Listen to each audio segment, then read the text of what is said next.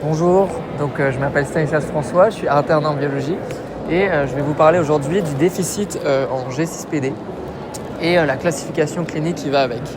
La G6PD, c'est l'enzymopathie la plus fréquente au monde et elle est causée par une mutation sur le chromosome X qui entraîne du coup un déficit en glucose-6-phosphate déshydrogénase. Donc ce déficit, il entraîne une baisse de la résistance au stress oxydant et du coup une hémolyse. Donc le diagnostic du déficit, il est fait soit par génétique, le diagnostic est soit génétique, soit phénotypique. Donc on va soit chercher une mutation sur le chromosome X, soit mesurer l'activité enzymatique de la glucose-6-phosphate déshydrogénase. Cependant, il est difficile en fait de catégoriser les hétérozygotes car en fonction de l'inactivation du chromosome X, pour les femmes hétérozygotes, elles vont avoir une activité variable de G6PD.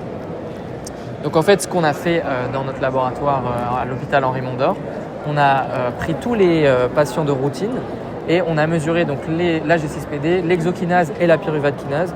Donc l'ajout de ces enzymes, c'est en fait pour avoir un reflet de l'influence des facteurs extérieurs de l'érythropoïèse. Donc on a mesuré ces trois enzymes dans cet automate le connaît. On a séparé en fonction du sexe et on a obtenu des graphes en fait en fonction du diagnostic génétique et de l'activité enzymatique de la G6PD. Donc ce qu'on remarque, c'est que quand il y a un déficit qui est génotypé, on a bien une activité réduite, et quand on a une personne qui n'est pas déficitaire, donc une femme homozygote saine ou un homme sain qui n'a pas de mutation sur son chromosome X, il y a une forte activité de G6PD. Par contre, pour les femmes hétérozygotes, comme je l'ai dit, c'est difficile de marquer, et les non déficients qui sont vraiment marqués, et les femmes hétérozygotes qui sont difficilement distinguables. Quand on applique l'ancienne classification de la WHO, la World Health Organization, on voit qu'il y a des différences significatives entre les deux classes et les activités de G6PD sur HK, les activités de G6PD sur PK, mais il y a aussi beaucoup de chevauchement, un chevauchement significatif. Pareil, quand on essaye de cette manière-là de superposer en fait les classes, on se rend compte qu'on ne peut vraiment pas distinguer la classe clinique de la classification avec l'activité de G6PD pour les femmes hétérozygotes.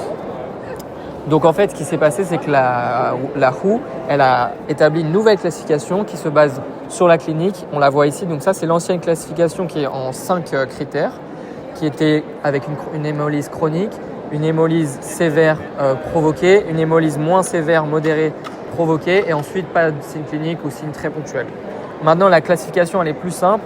La classe A qui est juste en clinique avec 20% d'hémolyse chronique, donc c'est le taux d'activité enzymatique. Ensuite, pour la classe B qui regroupe la classe 2 et 3, c'est provoqué. Et ensuite, la classe C, c'est pas d'hémolyse. Et pour la classe U, c'est encore à déterminer. Donc voilà.